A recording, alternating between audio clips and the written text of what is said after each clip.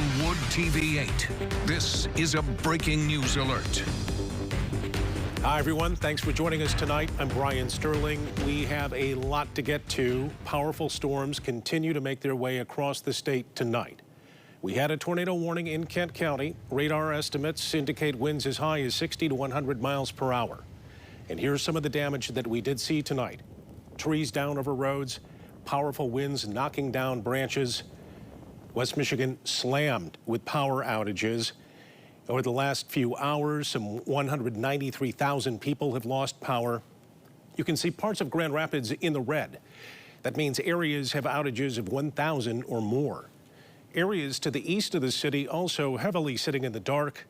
We'll continue to monitor these outages. Storm Team 8's been following these storms all evening long. We have team coverage for you tonight as we learn of some of the damage out there. Storm Team 8 Chief Meteorologist Ellen Baca here now with the current conditions. It was so hot and so humid today that when the storm started, they sparked fast. So we went from nothing to severe criteria quite quickly across West Michigan.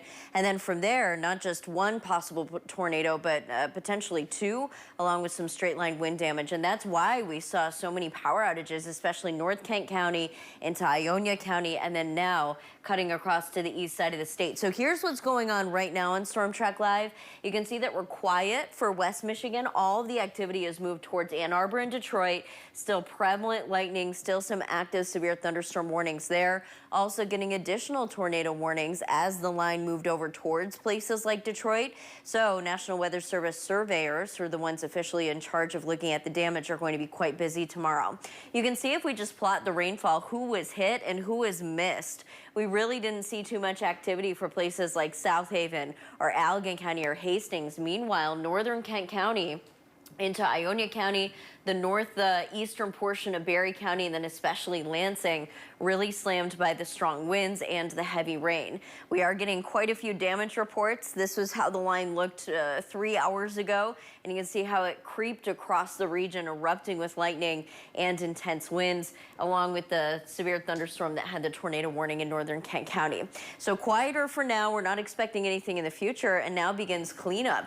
So not only power outages, but we're also seeing some additional damage. Sarah walks us through that. Yeah, still waiting for all those official damage reports to come in. Usually takes a little bit of time, but what we have here is a radar loop of the last few hours, and every single red dot that you see popping up is typically indicating a wind gust report or damage from that wind, most of which some of those radar estimates, but well over 70 miles per hour. So certainly kind of on the low end of a tornado if that were to occur. Some official reports that we have are wind gusts anywhere from 41 miles per hour in Grand Haven up to 70 in Charlotte. If you head towards the central portion of the state, that's where we saw those storms continue to intensify and produce those damaging winds, which did nothing short of cause some damage. A lot of trees down, especially on roadways. Hearing some roads are impassable altogether, especially those side streets that emergency crews haven't necessarily gotten to that quickly. Here's a photo sent in from Ashley, a trampoline blown across several yards with those 70-mile-per-hour gusts. Certainly can do that. And of course,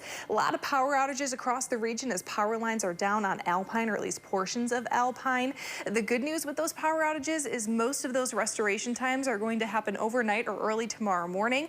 There are a handful, however, that are going to happen into the afternoon and evening. So be patient. Again, almost 200,000 people without power at this time. The good news is we're done with the severe weather, and the next couple of days will be less humid and cooler. Ellen will have details on that here shortly. Sarah and Ellen, thank you. Let's go live now to News 8 reporter Taylor Morris. Taylor's in Grand Rapids tonight. What are you seeing out there, Taylor?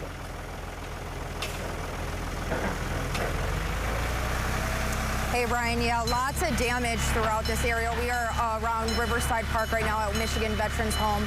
And like many people throughout the city, this area is out of power. I'll take a step out of the screen so you can see some of the damage that those strong winds created here with this tree, completely uprooting it out of the ground. Crews have been here working to clean up the damage using chainsaws and a backhoe. I know it's kind of loud here, just to get these trees cleared out so people can drive through this area. Driving around the Grand Rapids area, especially near Riverside Park, we've seen lots of people using chainsaws and just working to get some of the damage cleared already, just a few hours after that storm hit. As a reminder as well, if you do see power lines down in your neighborhood or yard, make sure to call 911 or Consumers Energy. Today was also the first day of football season for high schools across West Michigan. Many of those games were either canceled or postponed due to the weather, but we will be sure to keep you updated as we learn more and, see more of the damage that's been created from this storm. We'll be keeping you updated online and on air at woodtv.com. Brian? Right, Taylor out by the Veterans Home there in Riverside Park. A lot of damage.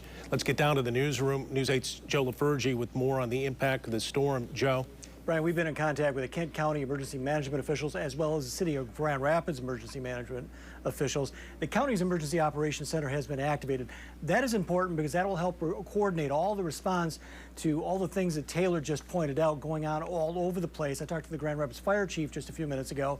He said no less than 75, 80 power lines down all over the city. Fire crews have been struggling, or have been running around all night trying to get to incidents. This is what they're facing: down trees and power lines mixed in, knocking out roofs and obviously knocking out power as well. These pictures are from northeast Grand Rapids near Riverside Park, but the damage is similar throughout the city. Now again, the fire department busy all night as well, handling all these calls. City firefighters responding to no less than 7 fire calls just within the last hour, last hour of the storm hitting. This is one of those fires. This is Spencer and Lafayette. No serious injuries to report right now. That is some good news there. Latest word from Consumers Power, I think you mentioned just a little bit earlier, upwards of 200,000 customers without power, but that number has grown literally by the minute. So as we go through the evening, you're going to see those numbers climb. Again, if you are near one of these areas, if you have down trees, don't go near them. There could be power lines mixed down. You don't know if those power lines will be energized or not. It is dark. You can't see what you're doing out there. So just stay in, stay comfortable, watch us. We'll keep you updated on everything that's going on. Brian? Okay, Joe LaFurgey from the newsroom tonight. Joe, thank you. There are several road closures across the area. Some roads impassable right now. That includes 6 Mile near Alpine Avenue. That's where News 8 reporter Demetrius Sanders is for us tonight. Demetrius, what can you see? What can you tell us what's happening there? Well, Brian, the damage out here is also extensive as well, and I want to go right to giving you a closer look at it right now. Now, once again, we are on 6 Mile Road, northwest between Alpine and Division. Behind me, you can see a tree and its limbs that have been toppled over, and behind that is a power line that was knocked down, both blocking the road at this time. Now, the power is currently out in this area, and we've seen several community members walking around with flashlights. Now, I mentioned that because it's very hard to see both the power line and tree until you're basically on top of it. So if you are traveling for any reason tonight, you're going to want to be extremely cautious. Now, once again, extensive damage in this area, all caused by tonight's storms. And if you do have to drive, slow down once again, because it is hard to see that damage until it's, you're right on top of it. For now, live in Comstock Park, Demetrius Sanders, News 8. All right, Demetrius, thank you for that live report. We have you covered. For updates from Storm Team 8, be sure to download our weather app. That is free on all app stores.